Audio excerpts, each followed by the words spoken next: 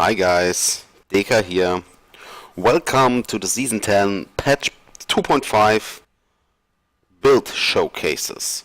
In this small series, I want to show you some builds which are viable for either farming or Crater Rift pushing. Today, I want to show you the Terrasha Explosive Blast, or the so-called Flash Fire Wizard. It's a mobile, melee spellcaster build which delivers a reliable and consistent damage output, which is quite important for speed farming. With this build, it is very easy to farm Torment 11 efficiently, and with good gear you can even farm Torment 12 efficiently. And until Crater Rift 60 you should have no problem at all, for speed farming that is. Okay, now let's have a look at the items you need for this build. This build is based on the Terrasha 6-piece Z bonus, and we have equipped the pants, the gloves, the belt, the chest armor, the helm, and the amulet. And the Terrasha Z bonus, let's have a look at it. The 2-piece Z bonus is that each 8 seconds there is a meteor which falls from the sky. Basically it is a small damage boost, nothing special but nice to have. The 4-piece set bonus is a quite good toughness boost. It is not that good like other sets. There are some other sets which delivers more defensive bonus, but it is quite okay. Basically it says Arcane, Cold, Fire and Lightning attacks each increase all of your resistance by 25% for 8 seconds. This means you need 4 different elements. You need skills with 4 different elements, and as long you cast them in this 8-second window, you gain the 4 stacks and you have 100% increased resistance. The same mechanic is used for the 6-piece set bonus, but in this case you get damage boost, and a quite decent damage boost of 750% per stack, and you are able to maintain all the stacks, so you have an overall damage boost of 3000%. Okay, that is basically Terrasha means you have 4 different elements, you consistently cast these skills, and you have a good good toughness boost and a very good damage boost. This is super set. Okay, let's have a look at the roads. The helm, intelligence, the best possible roads. I summarized the best possible rows and the items you see here in a D3 planner profile, which I linked in the description. But now let me explain the roads. The best possible roads on the helm is obviously intelligence, vitality, critical hit chance. The chest, best roads, intelligence, vitality, attack speed and increased explosive blast damage. The Terrasha's grasp, the gloves, intelligence, critical hit damage, critical hit chance and reduced cooldown. Reduced cooldown is quite important for this build. I will explain later on. Then we have the belt, which have the best roads are intelligence, vitality, life percent and armor. Armor is quite important because we are playing a wizard. Wizard is an intelligence-based class, and the main attribute intelligent gives us resistance 2, so we don't need resistance on our gear, so we can focus on getting armor on our gear.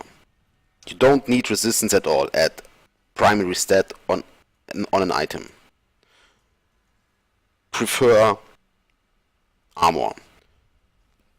That's because wizard it's an intelligence-based class, and for VD, for Witch Doctor, it is the same. And here the pants. Best roads are intelligence, vitality and armor, and the amulet. The best rolls would be fire damage, also fire elemental is increased, critical hit damage, critical hit chance, but it's very hard to get this amulet rolls. Okay, that are our set pieces.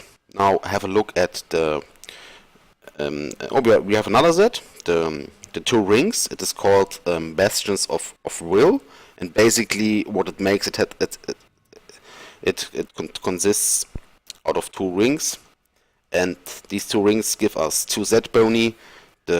Basically what it does, it forces you to have an resource spending attack and an resource generating attack, and when you use them, you have to use them both, and you gain 100% damage increase. When you calculate it correctly, it's even 125%. So keep that in mind. You have to keep that in mind. That's the other set is a huge damage boost. Focus and restraint are the rings. The best rolls for these rings are critical hit damage, critical hit chance, and reduce cooldown. Okay, the other items we have equipped the shoulders. The shoulder slot is free. You can equip any shoulders which are well rolled. I take these shoulders because we gain as secondary in sheet death passive. That's quite cool. But yes, and the best rolls for the shoulders are intelligence, vitality, increase explosive blast damage, and reduce cooldown. Unfortunately, I don't have the increase explosive blast damage roll. And the other item, which is basically free to choose, are the boots. Best rolls are intelligence, vitality, movement speed, and armor. Why movement speed? Because, like I said, we play an intelligence-based class. We don't need any resistance in our gear, so movement speed would be better. In that, when I had movement speed here, I could let's say I have 12% movement speed.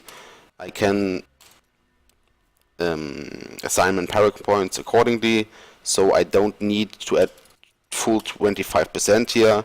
I can add the rest of the points which I don't need in movement speed because I have it on my boots on main attribute.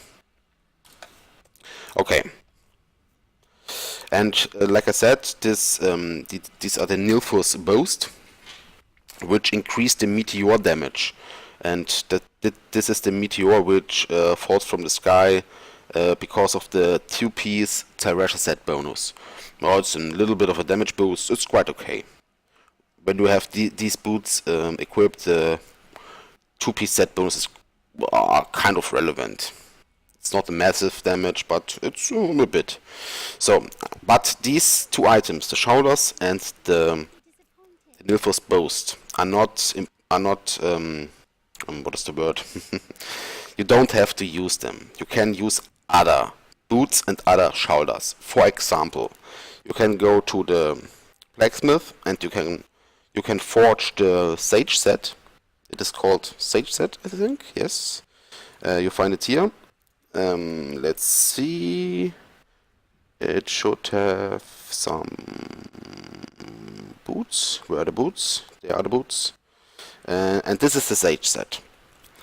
It had feet, hands, feet, head, and hands. You can replace. Basically, what this set does is it is for Death Breath farming. Every time you kill an elite, there drops 1 Death Breath more than usual. It's quite cool for Death Breath farming. And you can equip the Sage Passage. Also, you can equip the Sage Boost, the Sage Boots, and then you can choose. You can replace the Telresha Helm or the Telresha Clothes by the Sage Clothes or Sage Helm, and then you put the Ring of Royal Krantner in your cube, and you have the 6-piece Telresha set bonus, and also you have the 3-piece Sage bonus. It's an opportunity, and it's quite nice to have such a possibility. Okay, we have more items to look at. There are the Nemesis Bracers. Best rolls are fire skills, deal more damage, intelligence, vitality and critical hit chance. And the legendary effect of this bracers is that every time we take a pylon, there spawns an elite and champion pack.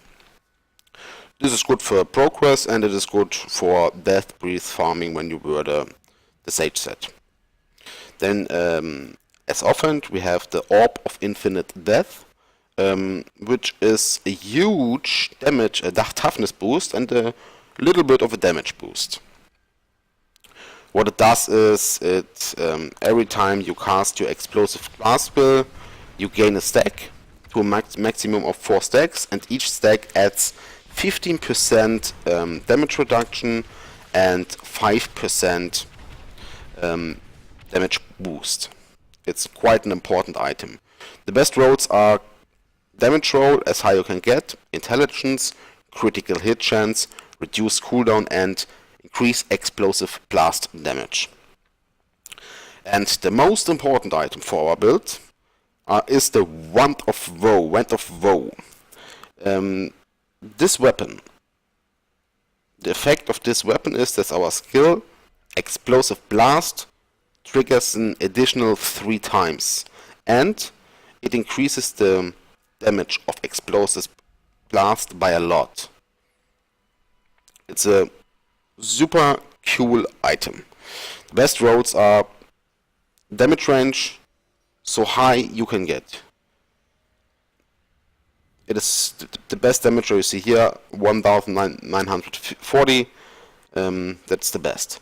Then plus 10% damage, intelligence, reduce cooldown, and then a high increase explosive blast roll. Okay, that are our items, and now we have our legendary gems. I like this is the Bane of the Trapped. Basically, what it does, each time an enemy is under the effect of control impairing effects, it takes 45% more damage. And the secondary effect, which you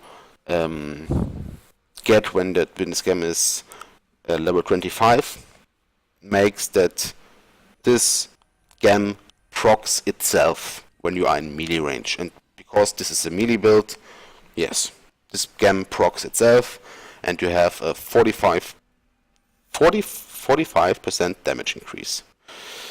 And this is the Bane of the Powerful. Unfortunately, I don't have it leveled yet. But what it does is, when you kill an elite pack, you gain a 20% damage increase, and when you have reached gem rank 25, you gain also a 15% damage increase versus elites, and you take 15% reduced damage from elites. It's quite a good gem. And the third gem is the Swiftness gem. You can take other gems, but I like this one. Basically, you get per attack you get 1 stack, and 1 stack it's 1% cooldown reduction and 1% attack speed, and also an amount of toughness in form of dodge chance. It stacks up to 15 times. The most important thing is that you get 15% cooldown reduction with this gem. Okay, and now we have also the cube items. I use Ingium, which is possibly the best farming item ever. It basically removes the cooldown of your skills. we will see that later on. This is a super item. When you kill an elite pack, the cooldowns of your skills are reduced by 10% for 15 seconds after killing an elite pack. Then we have Aquila Cuirass, which is a huge toughness boost. Basically what it does is that as long as you have full or nearly full account power, you get a toughness boost of 50%, and this is the icon for it. And the ring, I use the Convention of Elements ring. It rolls over all elements, and when it is on fire, you gain a huge damage boost by 200%. Okay, that are our items. Now have a look at our Paragon points. when you are above Paragon 800, there's no question. You put all these on max, these on max, these on max, and here you make sure that you have 25% movement speed, and I don't have movement speed on my items, so I have to assign all 25% here, and then I put the rest on simply on main attribute. When you are below 800 Paragon, then the order is on this tab, utility tab, the order is area damage, life per hit, resource cost reduction, gold find. On this tab, the order is life, armor, resist, life regeneration. It is not; these two are not that important. Offensive tab. At first, you have to make sure you have enough critical hit chance and critical hit damage. I like to assign. I like to level these both simultaneously. 1 point here, 1 point here, 1 point here, 1 point here. Then you need cooldown reduction. It's quite important, and then attack speed. This is not that important for this build. Okay, let's have a look at our skills. We have our left mouse button. Our primary skill is Electrocute, Surge of Power. This is basically our lightning skill. It procs the Terresha lightning stack, and it also procs the resource spending part of our Bastions of Will set. And also we take the rune Surge of Power because it generates the most account power, so we can it helps to keep our Aquila Cuirass bonus. Then we have on the right mouse button, we have Energy Armor with the rune Force Armor. It is a toughness skill. Basically what it does is it increases your armor by 35%, and this rune Force Armor makes that when you receive an attack, which is between 35% and 100% of your life, it gets reduced to 35% of your life. So this is a toughness skill. Then we have our main damage dealer. It is Explosive Blast with the rune Chain Reaction. The rune Chain Reaction is the best rune of the skill because it triggers 3 Explosive Blast. And this skill is our main damage dealer, which is buffed by our weapon a lot. Then we have Teleport, and also it procs the Terresha Fire Stack. Then we have Teleport with the rune Calamity. It's our mobility skill, and we chose the rune Calamity because it procs the Terresha Arcane stack. Then we have the skill Diamond Skin with the rune Prism. At first you can, it is a defensive skill, but that is not its main purpose in this build. You see, the rune Prism, what the rune Prism does is, it reduces the account power cost of all your skills by 9, while Diamond Skin is active. What did this mean? When you have your engine buff, you kill an elite, you get your engine buff, and this engine buff removes the cooldown of your Diamond Skin. Not completely, but by a lot. You can cast it very often. So it makes that Diamond Skin is always active, and our account power costs are reduced by 9. And let's have a look. Explosive Blast costs 20 account power. The resource costs of the skill are reduced by a lot. And we have the effect then, when engine buff is active, we have the effect that we can spam Explosive Blast without losing account power, so we can maintain our Aquila Cuirass toughness boost very easily.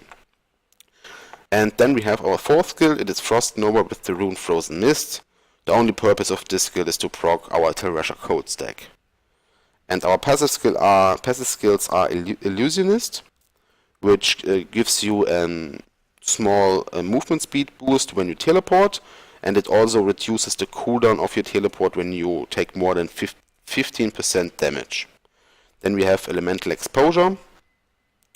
It increases our damage by 20% because we have equipped 4 elements, and the mechanic is much like the Telresha set. When you damage an enemy with a certain element, it adds 1 stack, and for each stack you gain 5% damage increase. Okay, then we have the Order City passive. It's a typical passive for melee builds. You deal more damage to enemies in melee range. And then we have the Evocation passive, which reduces our cooldowns by 20%. Okay, that are our skills. And now one thing, before we are at the end of this part. When you play this build, you should use the following trick, because it is super annoying when you are in the rift and you have to spam 1 through 4, 1, 3, 4, 1, 3, 4, 1, 3, 4. It's super annoying and the build is not enjoyable. So you have to use this trick. You have to use the so-called Numlock Trick. You go to key bindings. Then you have your normal skills, 1, 2, 3, 4, and you put these skills also on the numpad, 1, 2, 3, 4. That is the first step you must make. Then you activate your numlock function. Then you press 1, 3, and 4. You hold that keys down and then you deactivate your numlock function. So, and what it does is these skills are now on autocast, so every time the cooldown is resetted, they are automatically cast again. I don't do anything, they cast themselves. So basically the only thing which we have to do is run around, teleport and shoot. So, yes. Okay guys, this was the description, the part 1 of this showcase series. I hope you enjoyed the part. I will add the second part, in which I show the gameplay in a lower crater rift. It's the farming gameplay, and I will add the third part in which I will show the pushing gameplay of this build. Okay, I hope you have fun with this build. Yeah. Bye guys.